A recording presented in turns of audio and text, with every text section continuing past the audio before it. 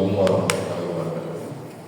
Yang saya hormati Pak Presidiumas, Kanit Pilu, dan Kanit Opsnal Reskrim, serta Bapak wartawan yang sudah meluangkan waktu hadir dalam kegiatan press release. Pelaksanaan press release ini kami laksanakan terkait dengan pengungkapan kasus terhadap dugaan tindak pidana pencurian yang terjadi pada hari Minggu tanggal 26 April 2026, dan atas kerjasama dari Opsnal kami telah berhasil mengungkap pelaku pada saat itu bersama barang bukti dan telah diamankan ke kantor Satreskrim Polres Sumatera Barat.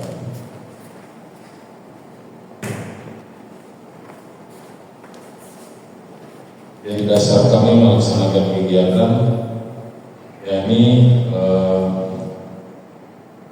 berdasarkan laporan polisi model A bulan 2 tanggal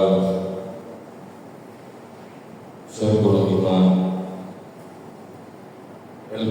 LPA nomor 2 5 Romawi 2026 tanggal 20 Mei 2026, di mana saat itu tim Opsnal menerima informasi dari masyarakat bahwa terduga pelaku pencurian berada di Desa Tunggul bersama dengan barang bukti berupa 2 unit sepeda motor. Dari kegiatan itu tim bergegas ke Tunggul untuk mengamankan kedua pelaku.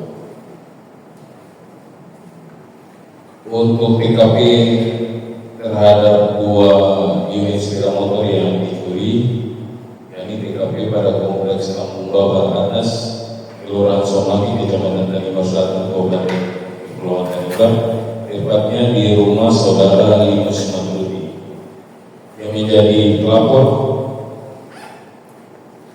atau korban, yakni saudara Linus Matruti, sedangkan pelaku pencurian yakni saudara Imham Fatun Lewi. Motif untuk gaya hidup atau konsumtif, modus operandi yang dilakukan pada terduga pelaku yakni terduga KHF melakukan pencurian dengan cara mendorong sepeda motor milik korban yang sementara terparkir di pinggir jalan di depan rumah korban sampai sekitar 100 meter dari rumah korban.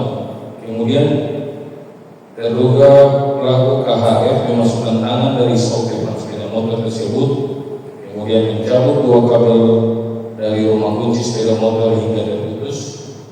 Selanjutnya pelaku mengeluarkan kabel tersebut untuk disambungkan dan menyalakan sepeda motor milik korban.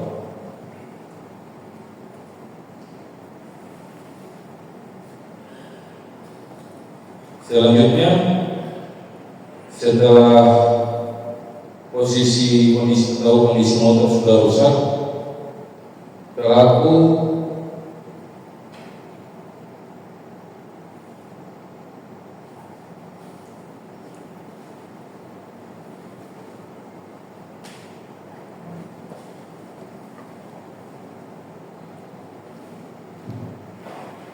baru pulang bermain dari rumah temannya dan kediaman di satu kompleks dengan korban.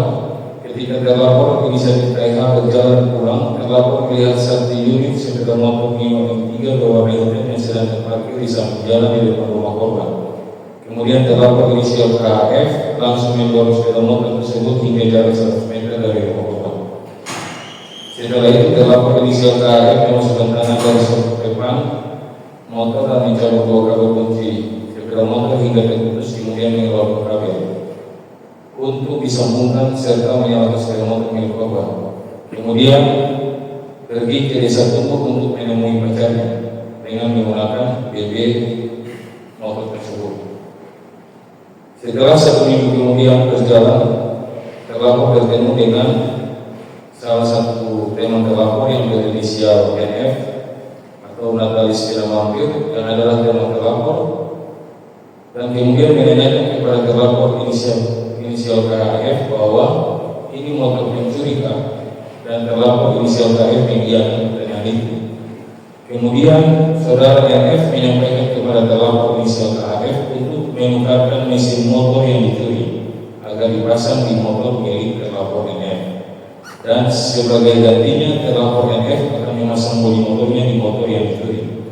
Mendengar hal tersebut, terlapor KHF menyetujui permintaan dari NF, dan pada malam hari kedua terlapor menggantikan mesin motor serta memasang bodi motor pada motor yang dicuri, sehingga membuat motor yang dicuri awalnya berwarna hitam berubah menjadi warna ungu.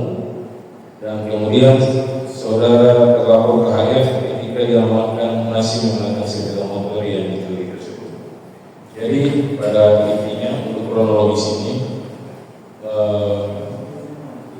terlapor KHF setelah mencuri, yang bersangkutan 1 minggu kemudian bertemu dengan saudara NF, dan saudara NF menanyakan bahwa apakah itu motor curian, diiyakan oleh KHF, dan kemudian terjadilah barter atau pertukaran mesin dan barter motor tersebut. Kenapa tujuan itu dilaksanakan? Karena NF menganggap bahwa rangka motor yang atau mesin yang baru dicuri oleh saudara KHF adalah merupakan mesin atau motor yang masih baru, sehingga dalam pengembangannya kami masih mendalami peran dari saudara NF terkait dengan pengadaan. Karena memang belum terjadi transaksi antara mereka berdua atau kesepakatan yang lebih jelas. Namun di sini barang bukti berupa 1 unit motor itu sudah berpindah tangan dan ditukarkan dengan motor milik saudara NF. Untuk sangkaan pasal, sementara kami menggunakan pasal 176 pidana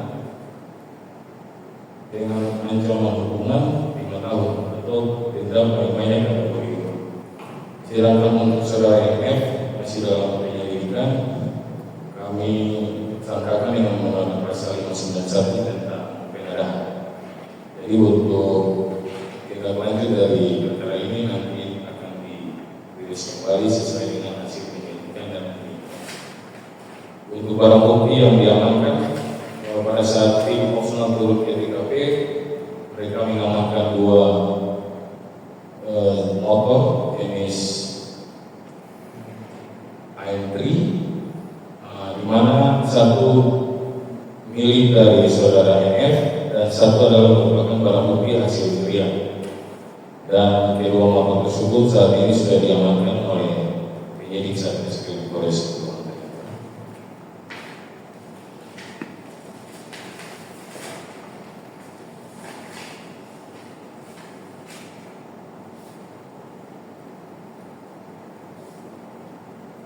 Jadi kesimpulan akhir dari penyidik, berdasarkan 2 alat bukti yang cukup, maka terhadap para terlapor, khususnya terlapor KHF yang melakukan pencurian pada kompleks Kampung Babar atas Kelurahan Sombrak, Kabupaten Tanimbar Selatan, Kabupaten Kepulauan Tanimbar, diduga keras melakukan tindak pidana pencurian. Sedangkan untuk saudara NF masih kita melakukan pendalaman, dan jika terbukti ada kaitannya dengan peristiwa pencurian unit motor ini, 1 unit motor ini, maka kami akan melakukan gelar perkara untuk menentukan status perkara bangsa.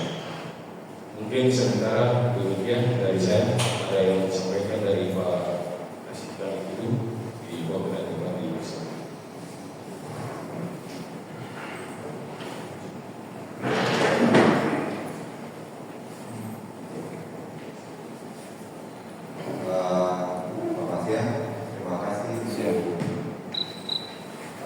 Bapak dari Bas yang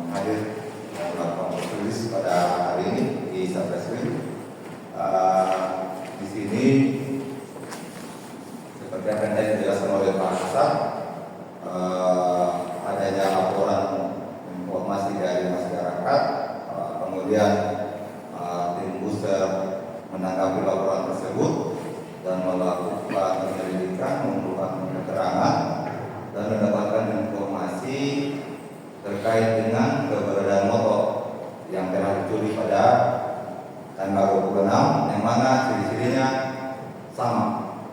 Dan setelah rekan kami dari tim OPNA atau tim booster menuju ke tempat yang diduga adanya pelaku, disitulah ditemukan satu unit motor yang sama persis dengan motor yang telah dicuri. Sehingga setelah diamankan dari tangan terduga pelaku pencurian, kemudian diklarifikasi sama korban yang melaporkan kejadian tersebut, ternyata motornya sama. Dan setelah dilakukan pengembangan, yang tadi sudah dijelaskan oleh Pak Kasat, ada satu unit motor lagi yang diamankan dari pelaku juga bersama dengan salah satu temannya, yang mana diduga ada keterkaitan atau salah satu pelakunya NF ini mengetahui bahwa barang ini adalah barang curian, namun dia tidak melaporkan, malah dia meminta untuk paten atau menukar mesin.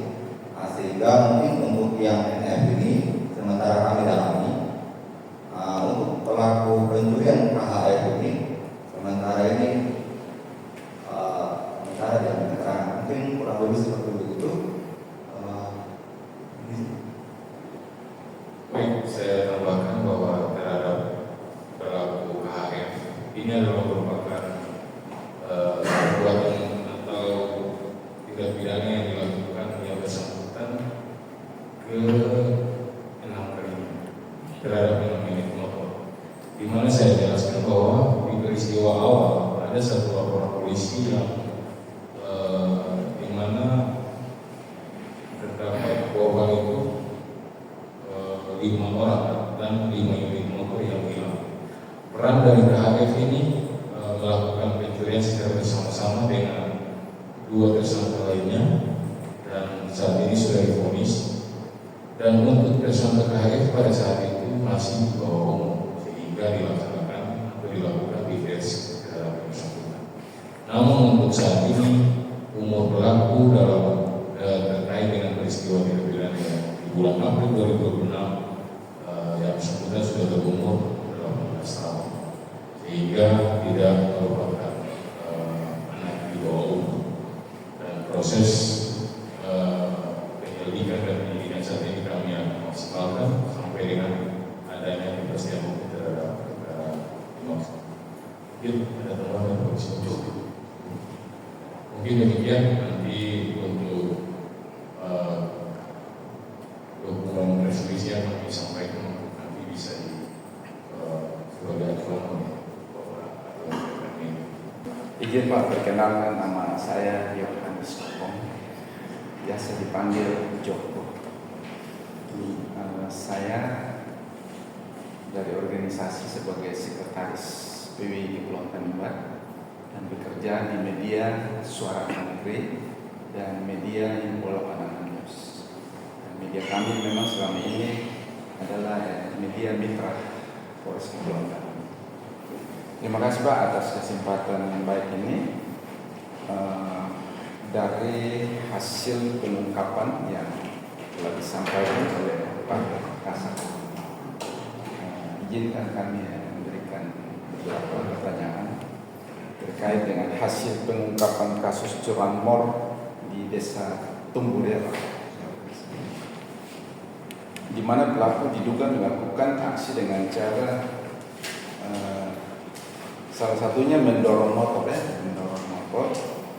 ada pengerusakan kabel hingga melakukan ada terjadi perubahan warna daripada kendaraan tersebut. Nah, menurut Bapak, sejauh mana penyidik melihat pola ini sebagai bagian dari modus yang terencana dan bukan sekedar tindakan spontan? Yang pertama. Yang kedua, terkait adanya dugaan keterlibatan lebih dari satu pelaku, termasuk yang masih di bawah umur, serta adanya praktek barter komponennya atau mesin motor itu yang hasil curian. Bagaimana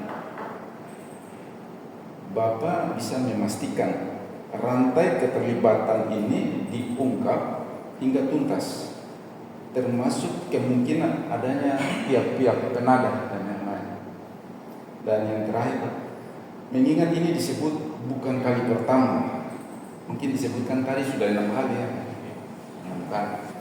Nah, pelaku 6 kali melakukan aksi yang serupa, bahkan hingga berulang kali. Menurut Bapak, apa evaluasi dari kepolisian terhadap efektivitas deteksi dini dan pengawasan di tingkat desa agar kasus curanmor dengan pola seperti ini tidak terus terulang lagi, Pak? Demikian, terima kasih.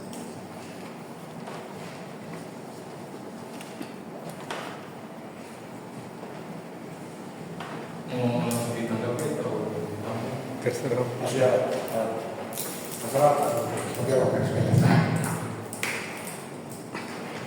baik, terima kasih Bapak Sony dari Suara anak negeri. Mungkin saya juga dari guru pendiri, saya kedua saya baru menjabat sebagai Kasat Reskrim kurang lebih seminggu. Izinkan saya juga untuk ke depan bisa bermitra dengan Bapak terkait baik dalam pelaksanaan tugas sehari-hari maupun kehidupan sosial kita di luar. Jadi menanggapi apa yang disampaikan oleh Bapak tentang yang pertama terkait anak di bawah umur, saya ambil dari saya bisa jawab dulu Bapak.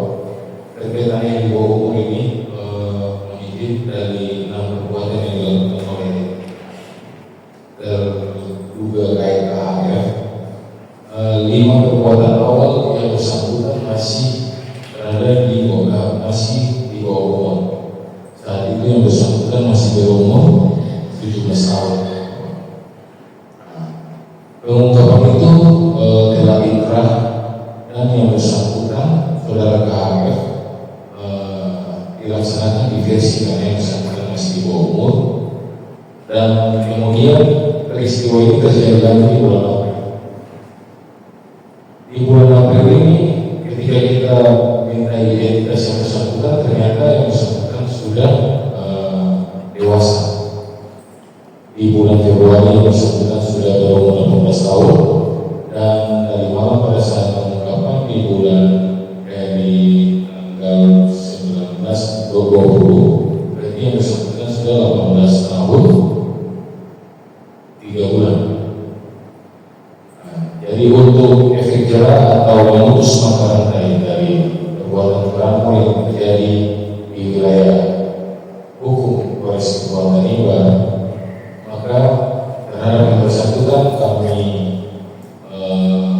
akan berikan kepastian hukum sampai dengan adanya putusan sambil kita berkoordinasi dengan jaksa apakah perbuatan dari pelaku ini merupakan perbuatan berlanjut ataukah perbuatan yang pada saat yang bersangkutan masih di bawah umur, dibedakan dengan pada saat yang bersangkutan sudah berumur dewasa. Jadi untuk menyikapi atau meminimalisir terjadinya peristiwa curanmor yang sudah meresahkan keluarga dan terjadi laporan-laporan dari masyarakat tentang pencurian terhadap kendaraan bermotor, kami telah mengambil beberapa langkah. Yang pertama, berkoordinasi dengan desa-desa yang ada pada wilayah hukum kami. Di situ juga ada Babinkas, Babinsa maupun Polsek setempat yang mempunyai wilayah hukum pada desa-desa dimaksud. Kemudian dari desa tersebut sendiri kami membagi tugas melalui Krim Reskrim atau Krim Serse yang kami bagi di beberapa titik yang memang merupakan wilayah-wilayah rawan pencurian kendaraan. Dan selanjutnya rencana tindak lanjut kami berdasarkan sesuai dengan program Bapak Kapolda dan Polri Ginanjar, kami juga akan menyempatkan diri untuk menyampaikan atau memberi pandangan terhadap anak-anak didik agar ke depan hal-hal ini tidak terjadi lagi, atau butuhnya pengawasan yang ketat dari pihak sekolah maupun orang tua untuk menjauhi atau tidak terjerumus dalam mata rantai pencurian sepeda motor. Untuk menurunkan efektivitas atau dengan tujuan menurunkan angka pencurian motor di wilayah Kepulauan Tanimbar, kami juga sudah berkoordinasi untuk Bukit Sabara selaku pengembang fungsi preventif untuk melaksanakan patroli malam di lokasi-lokasi yang memang dikhawatirkan atau sering terjadinya tindak pidana pencurian motor. Mungkin itu yang dapat kami sampaikan, Bapak. Kurang dan lebihnya kami mohon maaf. Mungkin ada yang bisa saya beri atas masukan dan motivasi kepada kami. Izin untuk kegiatan-kegiatan yang mungkin kemarin kami belum dalam koordinasi dengan Bapak. Kami sebagai orang baru, Bapak izin pada saat itu kami memaksimalkan media dalam satker kami awalnya. Jadi kegiatan itu juga kami sampaikan kepada Pak Kasih Humas dan jajaran. Memang atensi dari Bapak Polres untuk kegiatan-kegiatan terkait ekspos keluar, kami harus melalui satu pintu yang dari Humas. Jadi mungkin ke depan ketika kami akan melakukan kegiatan di 3 hari ke depan atau 2 hari, nanti kami bisa berkoordinasi dengan Pak Kasih Humas agar semuanya bisa bertanggung jawab pelaksanaan peraturan yang baik. Kami juga mohon maaf karena tiba-tiba berita yang dimaksud sudah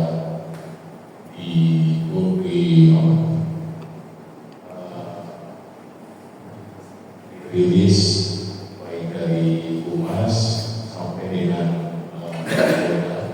sampai juga kami lihat kemarin sudah masuk ke tribun yang mungkin itu yang media yang ada dalam institusi kami, Bapak. Tapi untuk ke depan nanti kita akan untuk bisa menjawab Bapak untuk dirilis.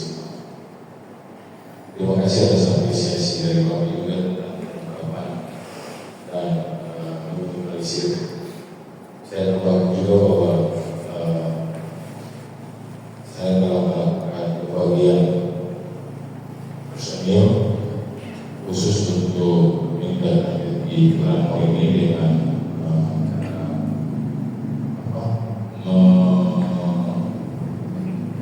memonitor link atau jalur-jalur alternatif lain yang mungkin bisa diakses oleh para pelaku untuk menjual belikan hasil pencurian motor itu baik di pelabuhan maupun di darat yang ada pada Kepulauan Tanimbar.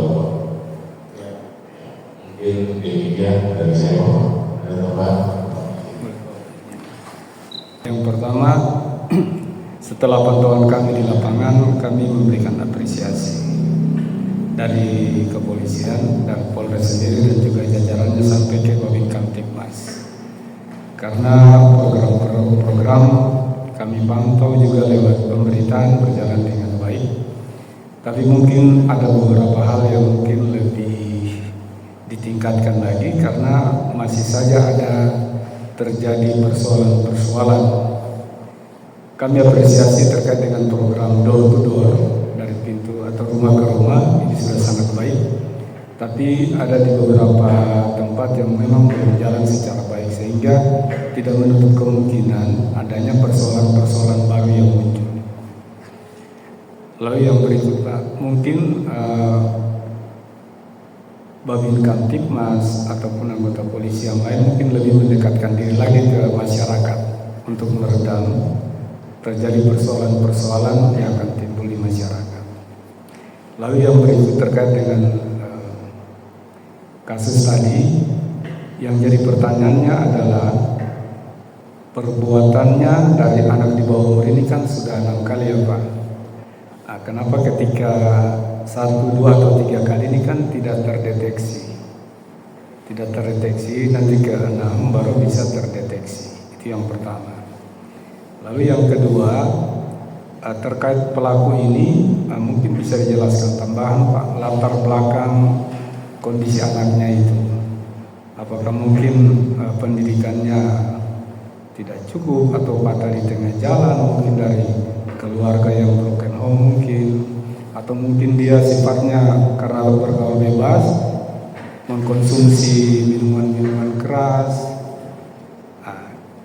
ataupun dia mungkin juga sedikit mengalami gangguan jiwa sehingga motor yang tadi menurut Bapak ceritakan bahwa di lingkungan tempat tinggalnya atau mungkin orang yang punya motor itu kan dia kenal, lalu dia berusaha untuk mengambil motor itu.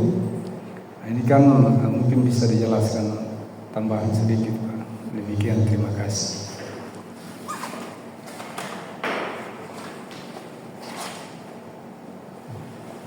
Terima kasih Pak Joni. Terima kasih atas masukan kepada kami tentang kegiatan yang harus dilakukan atau langkah-langkah ke depan yang harus ditempuh oleh Babin Kamtibmas di wilayah desa-desa binanya, baik itu door-to-door maupun persuasi, sehingga wilayah umum atau wilayah desa binanya dapat aman dan terkendali, dan percaya masyarakat terhadap Polri ke depan bisa lebih baik. Itu akan kami sampaikan juga kepada Bapak sesuai dengan melalui kasati masyarakat Muslim yang kami tetap sampaikan.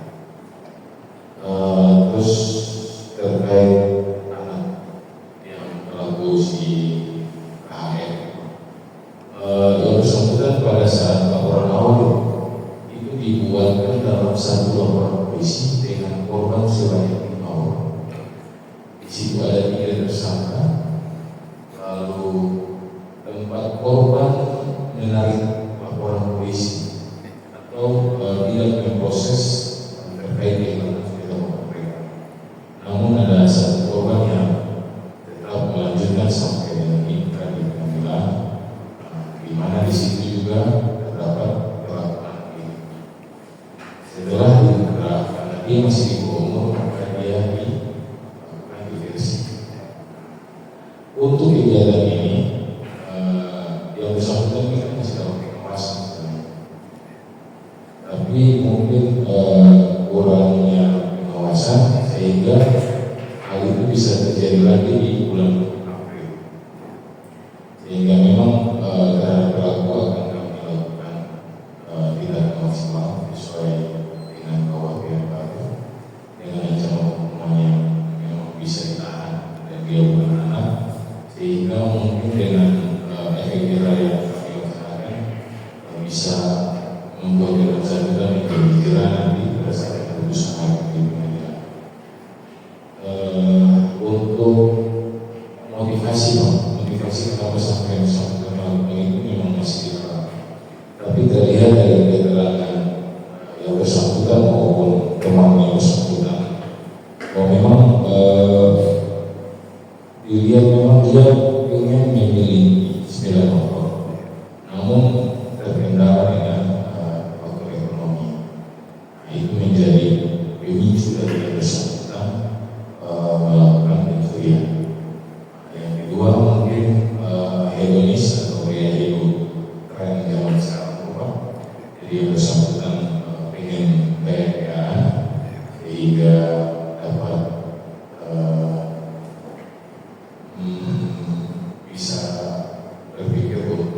bagaimana caranya mendapatkan barang itu untuk diakui oleh baik dari rumahnya atau warga kampungnya dan lain-lain.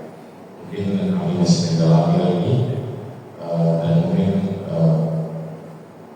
PDKT yang nanti kami laksanakan kami berkoordinasi intens untuk bagaimana caranya meminimalisir atau memutus dari kegiatan itu yang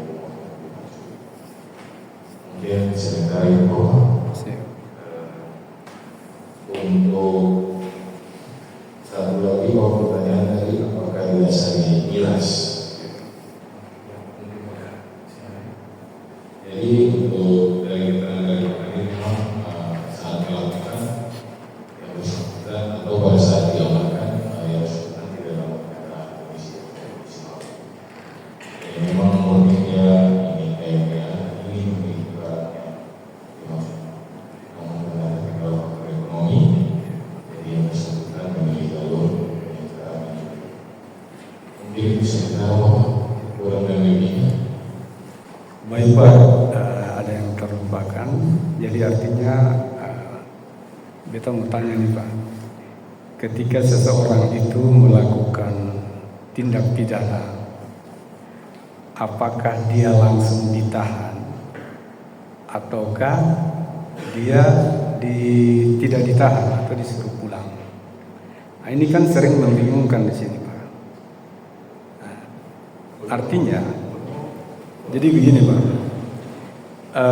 apakah ketika seseorang itu melakukan tindak pidana, dalam hal ini pencurian, pemukulan dan sebagainya, apakah dia ditahan ataukah tidak ditahan? Karena yang kami lihat itu ada yang ditahan dan ada yang tidak ditahan. Kira-kira mungkin yang lebih jelasnya seperti apa nih Pak? Sementara demikian Pak, terima kasih. Terkait dengan seseorang melakukan peristiwa pidana, tindak pidana, apakah orang tersebut dilakukan penahanan? Tidak. Jadi kami Pak pada dasarnya ini melakukan penahanan itu berdasarkan dua alat dan ancaman hukuman yang ditujukan kepada tersangka tersebut. Jadi kalau dia diancam di atas 5 tahun ke atas, kami lakukan penahanan. Kalau dia tidak diancam atau di bawah 5 tahun, kalau dia masuk dalam pasal 59 pasal 100 berarti melakukan penahanan. Tapi penahanan tersebut dilihat dari beberapa pertimbangan saat mendapat hukum terhadap yang bersangkutan.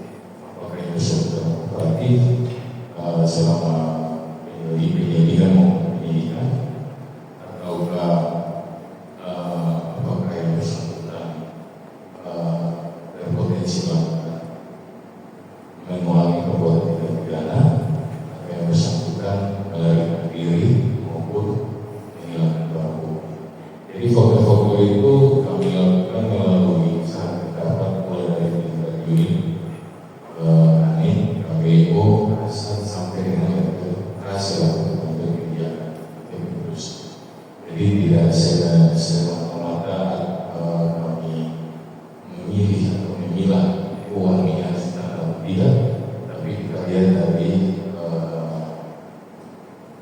bagaimana orang itu dia menghadapi persoalannya. Sementara itu sebenarnya Bapak.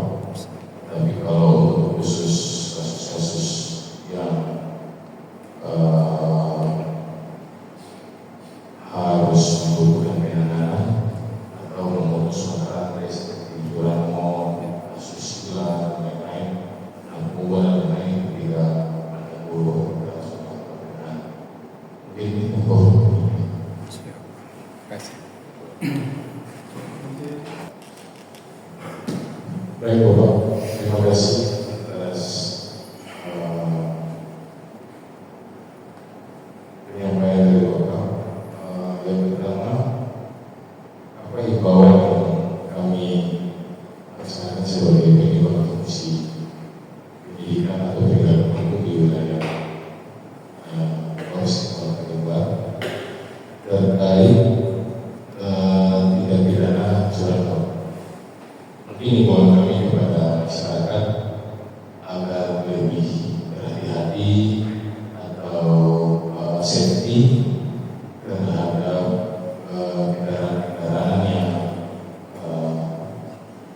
dimiliki oleh personel, lebih melakukan monitoring atau mengantisipasi, contohnya di rumah mungkin bisa difasilitasi dengan CCTV atau rumah-rumah yang belum dipagar agar dibagari supaya dapat menghambat atau memperlambat atau mencegah perbuatan-perbuatan para terduga pelaku pencurian itu dapat melaksanakan aktivitas. Yang berikut, kami dari Satreskrim menyampaikan kepada masyarakat bahwa jika mengetahui tentang adanya tindak pidana pencurian atau mengetahui bahwa seseorang itu adalah terduga pelaku pencurian, baik itu kendaraan bermotor maupun yang lainnya, agar dapat melapor kepada Polres atau Polsek setempat. Benar dari Bapak sampaikan bahwa ada helpline 100 dapat digunakan, dan itu sangat maksimal kalau sepengetahuan kami. Respon lain yang dilakukan dari kepolisian Resort Kepulauan Riau sangat objektif, dan juga selain itu untuk Satreskrim kami punya unit Pomstar Bapak yang sudah kami sebar melalui Reskrim atau Satreskrim, dapat masyarakat bisa menghubungi atau memberi informasi kepada personil yang bertugas di Pomstar. Itu dari cara melapor yang disediakan. Terus yang terakhir,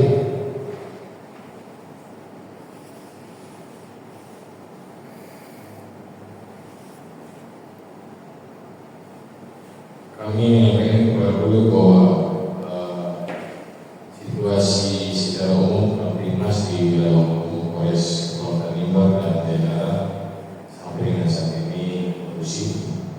Di sisi lain, walaupun kami melakukan penegakan hukum dengan beberapa kasus yang memang lagi marak-marak terjadi, yang mungkin terakhir yang kami ketahui atau kami temukan dan turun langsung, contohnya salah satunya di Purwakarta, ada perkelahian anak muda Desa Awer dan Adodo.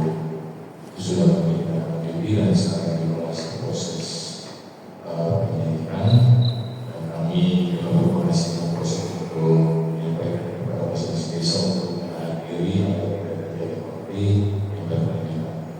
Yang terakhir juga ada pemukulan terhadap kepala desa Pasar dari warga yang Menas. Itu sudah kami masih dalam proses, dan sama kami untuk terhadap konflik agar tidak berkepanjangan, dan tindakan lain yang kami lakukan, yakni melakukan sampel pada desa-desa yang rawan konflik, sehingga terus selalu memberikan masukan atau informasi atau pembekalan terhadap warga, di mana kalau mereka melakukan tindak pidana ada aturan yang mengikat atau akan bisa berakhir pada proses hukuman yang akan terjadi jika mereka melakukan tindak pidana. Oke, demikian Bapak yang dapat kami sampaikan. Kurang dan lebihnya kami mohon maaf. Assalamualaikum.